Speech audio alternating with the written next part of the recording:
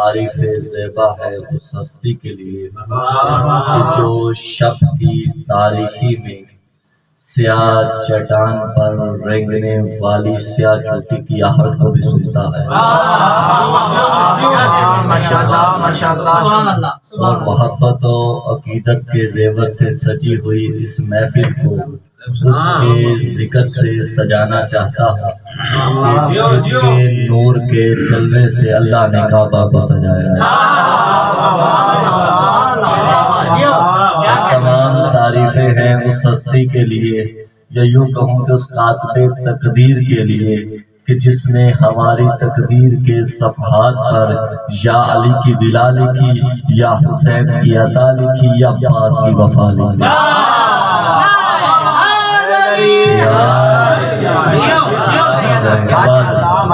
سب سے پہلے میں آپ سب کو ہدیہ تبریک پیش کرتا ہوں اور کہنا چاہوں گا کہ آج کیونکہ یہ 3 شعبان ہے اور آج طرف محفلیں سجی ہوئی ہیں، رونقیں لگی ہوئی ہیں، اگر آپ کسی بھی بستی محبت اہل بیت رکھنے والے سے گزرو گے تو ہر طرف دیے جل رہے ہوں گے، محفلیں لگی ہوئی ہوں گی، جشن ہو رہے ہوں گے، تو میں کہتا ہوں کوئی تو ہوگا جو یہ منظر دیکھ کر رات کو اپنے بستر پہ حسرت سے اپنی ہاتھ کی تلی کو ملتے ہوئے کہے گا کوئی ہمارا بھی ایسا ہوتا۔ اجازت ہے کہ گفتگو کا آغاز کیا صلوات پڑھ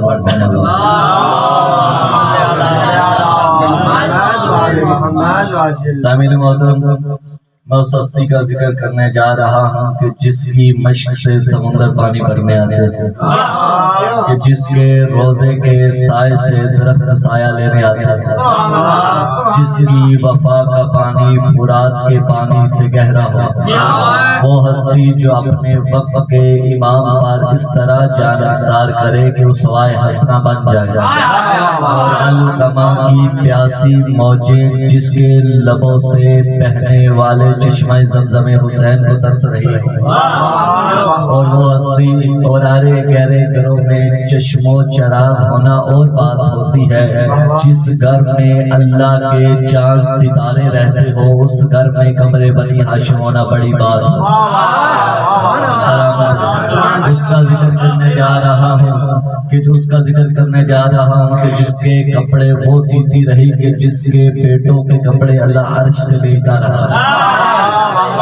اس کا ذکر کرنے جا رہا ہوں کہ جس کے گھوڑوں کے قدموں کی آواز دشمن کے طبل کے شور کو موت کی خاموشی میں بدل دے اسے اخبار۔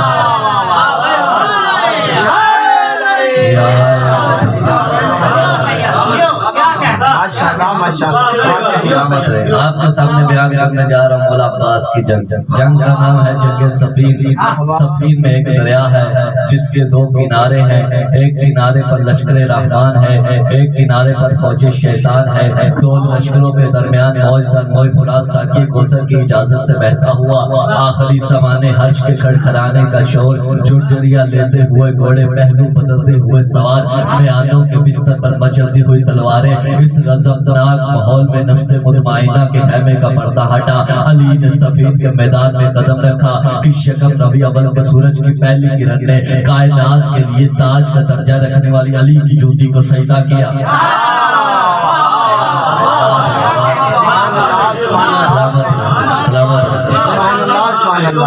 اب مولا علی آئے ہیں میدان صفین میں، بیٹوں کی صف لگی ہوئی، کہا میرا دل چاہتا ہے کہ میرے بیٹوں میں سے پہلا کوئی حملہ کرے، اتنا سننا تھا کہ سرکار حسن آئے، اجازت نہ ملی سرکار حسین آئے، اور حسین کو نام کرنا بھی بڑا مشکل ہوتا ہے، اس لیے علی علیہ السلام نے یہ رات کرتے ہوئے کہا کہ تم دونوں مبالغہ کے دل سے نبی کے بیٹے ہو، میں نے اپنے بیٹوں سے کہا ہے، اتنا سننا تھا کہ سرکار عرفی آ گیا، اجازت نہ ملی۔ اب علی علیہ السلام کی نظر سرکار عباس میں پڑی، سر سے لے کر پاؤں تک مطالعہ کیا، کہا مالک اشتر، جی مولا اسے جانتے ہو؟ جی مولا کون؟ کہا جب جذبات اور محسوسات کا سوز، تفکر اور تخیل کے شعلے، شعور اور ادراک کا باغبان، کلیوں کا روح، پھولوں کا گداز، آبشاروں کا ترنم، ستاروں کا جمال جب یکجا ہوتے ہیں تو بی بی ام البنین علیہ السلام کے دودھ میں اور مولا علی علیہ السلام کے خون میں مل کر جب بڑھتے ہیں تو توحید اپنے آنچل کے نورانی قلم سے ایک نام لکھتی ہے جسے عباس کہتے ہیں۔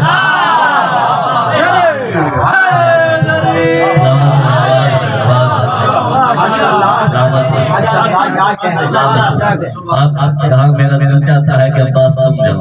اب مولا عباس کو تیار کروایا جا رہا ہے. سرکار ہتھیار نے زیرہ پہنائی, مولا حسین علیہ السلام سر پہ امامہ رکھا, مولا حسن نے سر پہ برز رکھا, مولا علی علیہ السلام نے مولا عباس کو زین پہ سوار کیا. اب جیسے ہی مولا کے وجود کو مولا کے گھوڑے نے محسوس کیا تو اپنی تخلیق کے مقصد کے پورا ہونے پر رب کا شکر ادا کیا. سلامت رہے, سلامت. اپنی تخلیق کے مقصد سے پورا ہونے پر رب کا شکر ادا کیا. اب اجازت ملی, مولا صفین کے میدان کی جانب گئے. آپ پتہ نہیں کہ گھوڑے کی رفتار کتنی ہوگی, لیکن ایک جملے میں کہہ سکتا ہوں کہ گھوڑے کی رفتار اتنی ہوگی کہ میدان صفین کی ہواؤں کا دم گھٹنا شروع ہو گیا ہوگا. سلامت رہے, سلامت. کا گھوڑا دوڑا. اب نیام نے تلوار کو دیکھا, تلوار نے نیام کو دیکھا. دونوں کی گفتگو کا آغاز ہوا. تلوار نیام نے کہا کہ پہلے تو اور تھی اب تو ہو رہے, پہلے تو اور تھی اب تو ہو رہے, اپنا تعارف تک کروا. تو تلوار کہتی ہے مٹی میں نہیں نور کی چادر میں پلی ہوں, مٹی میں نہیں نور کی چادر میں پلی ہوں, دھات کا ٹکڑا نہیں ایک کمرے پلی ہوں, اور توحید کی ہر شاخ شجاعت پہ پلی ہوں. باپ پہ اتری ہوں تو بیٹے کو ملی. سلامت.